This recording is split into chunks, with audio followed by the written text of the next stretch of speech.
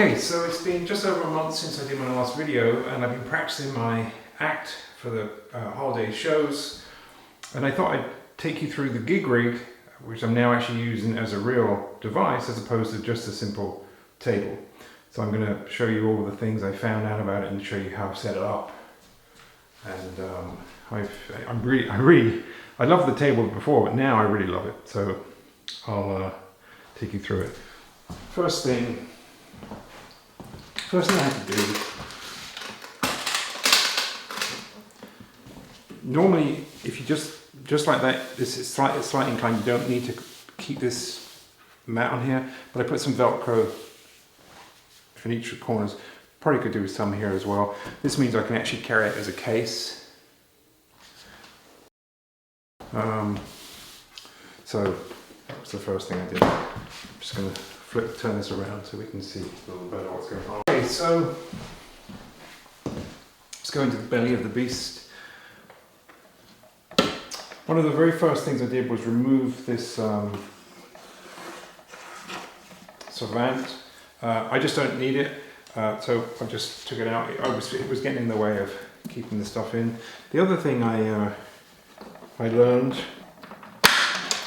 is not to push down too hard on this wooden ledge here, because you'll break the chain. I did break the chain. I got a new chain, so it's fine, but you know, learn.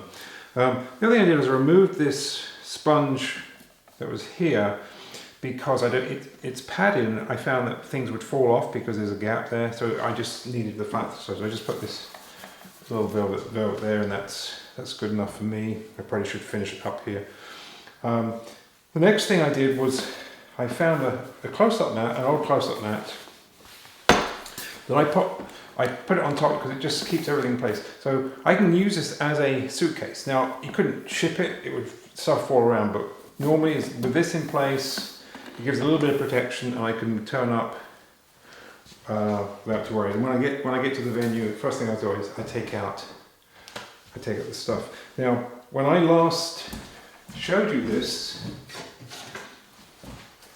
there were two more dividers in here, but as I've been using it, I've been trying to lay it out the way I use it. So I got rid of the two dividers, and I need big ones and small ones. And this is my highlight. So how you lay stuff out, I think, is going to be very individual. Every performance is going to be different. I've got 20 effects in here, and there's at least 3 kind of full routines, full shows, I guess. And what I've tried to do is put each show, so here's routine number 1, I've got them actually up here, what I've got here, I've got routine number 1, routine number 2 is there, routine number 3 is there, there's some spares here, this is odds and ends, spare cards, rubber bands, envelopes, things like that, and I think that's how it works out. So what I decided to do was, I'd use each component, each container for a whole routine. I've even got the photos of the 3 main routines I've got in here, and in fact that's the order I perform them. I've got details of timings and that sort of stuff there. And when I turn up, I've got my first show coming up on Wednesday actually.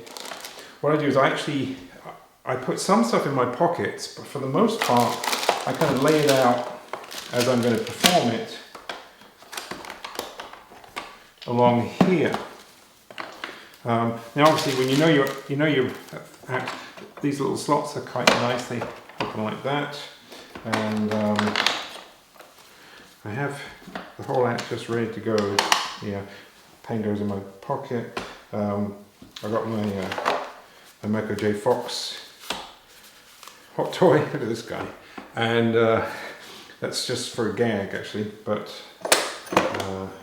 so everything I just lay out, and I do the same with each routine, and it works out very well. My goal is to not open and close the lid once I start performing. I really want to have it closed the whole time. One thing I really appreciate about the gig rig is not only the storage space, but the